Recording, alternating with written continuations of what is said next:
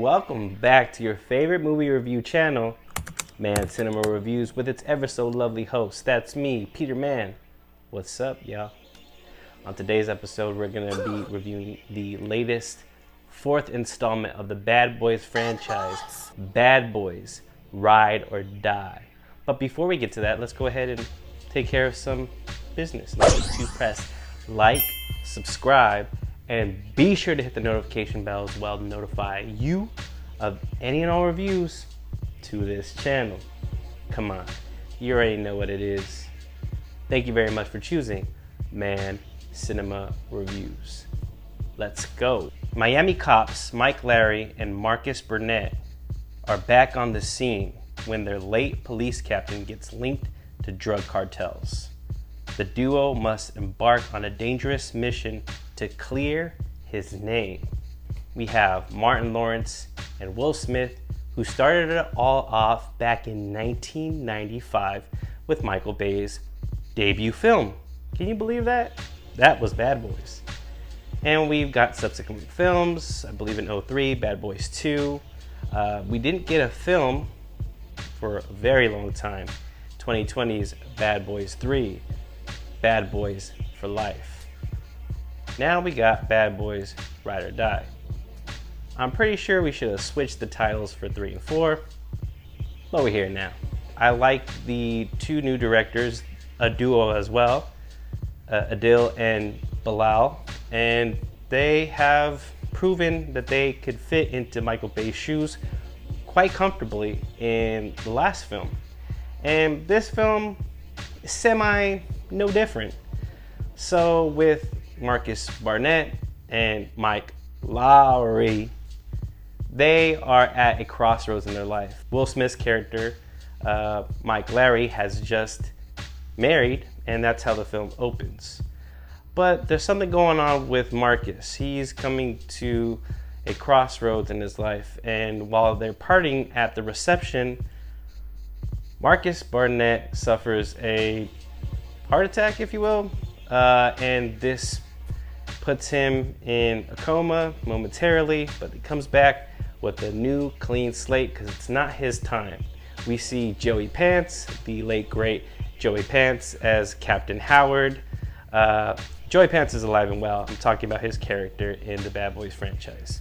If you remember in the last film, spoiler alert, if you haven't seen Bad Boys 3, you gotta keep up. We see flashbacks of Captain Howard. In this case, he comes to him in his unconscious, telling Marcus it's not his time yet. So he has a clean slate, and he wants to be untouchable.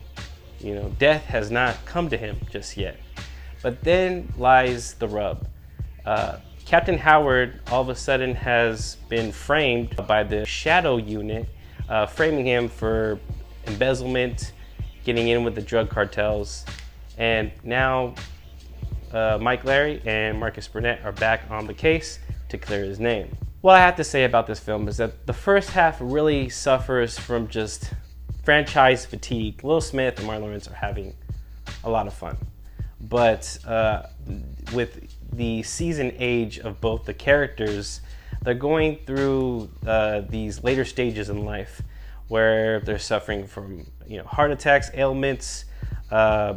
Mike has these panic attacks. He suffers from anxiety that falters when they're out to get the bad guys, and there's a shootout that brings back the Fletcher character, John Sally. You're going through the motions of these older characters, Mike Larry and Marcus Burnett.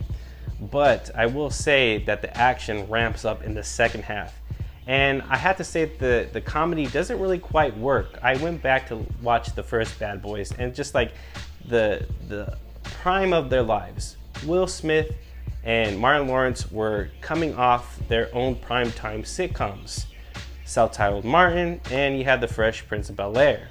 And they wanted to venture out and see how features do.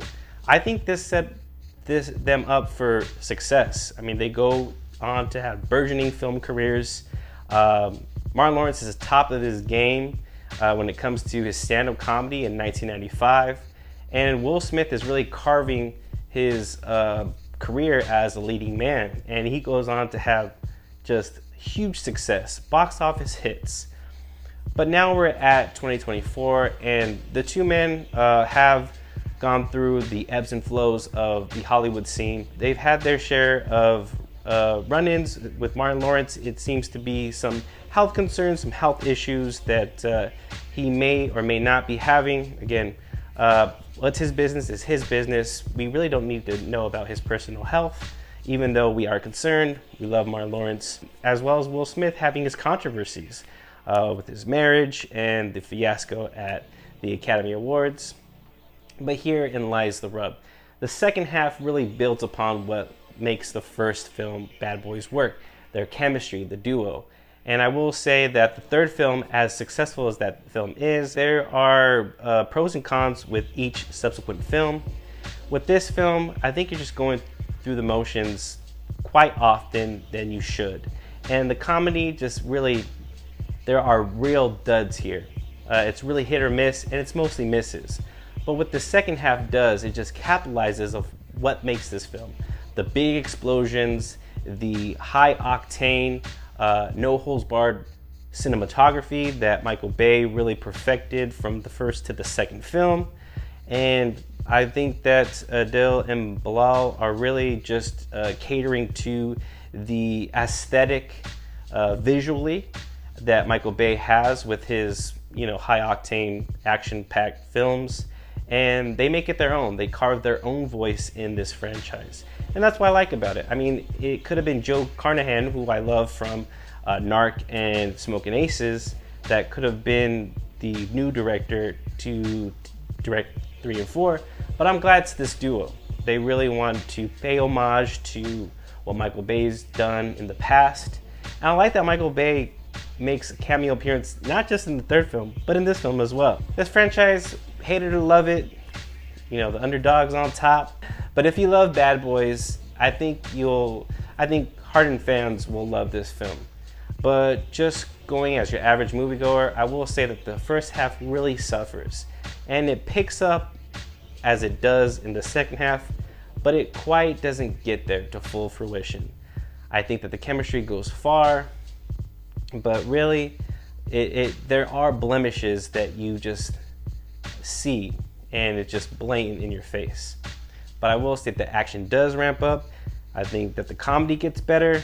And I think the duo of Martin Lawrence and Will Smith is as good as we're gonna get in this film. I think that this is a nice send-off. This is a great way to cap it off. I don't think I see subsequent films, but hey, if this is a success, they're coming. Bad Boys, Ride or Die, as shaky as it gets, as off the rails it does get, it does come back and have a lot of fun. Bad Boys, Ride or Die will get a modest 2.5 stars from your boy. But hey, did you go support Bad Boys in its 4th installment? Let me know down in the comments down below. Let me know what you think. What's your power ranking? What did you give this film? And we'll see you on the next one. This is Man Cinema Reviews. Peace.